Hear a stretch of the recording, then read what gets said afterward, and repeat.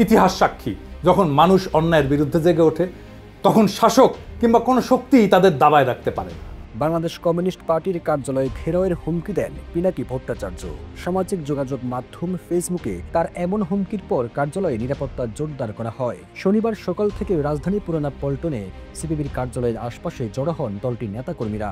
অনেকেই কার্যালয়ের ভেতরেও অবস্থান নেন।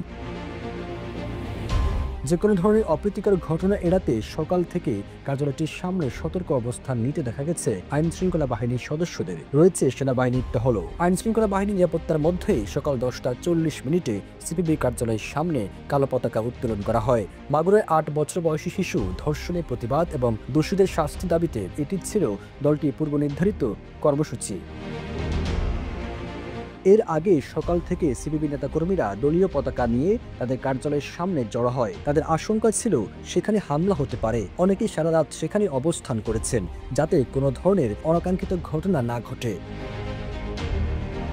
অন্যদিকে বাম ঘরানার প্রগতিশীল ছাত্র সংগঠন ও সাংস্কৃতিক সংগঠনগুলো সকাল 11:40 কেন্দ্রীয় শহীদ মিনারে সংক্ষিপ্ত সমাবেশ করে। তারা স্বরাষ্ট্র উপদেষ্টা জাহাঙ্গীর আলমের পদত্যাগের দাবি করেন এবং মাগুরা ধর্ষণ সহ দেশের সব নারী নির্যাতন, হত্যাকাণ্ড ও সহিংসতার ঘটনার বিচার চান। স্বরাষ্ট্র উপদেষ্টা জনগণের, বিশেষ করে নারীদের নিরাপত্তা দিতে ব্যর্থ হয়েছেন বলে অভিযোগ করেন তারা।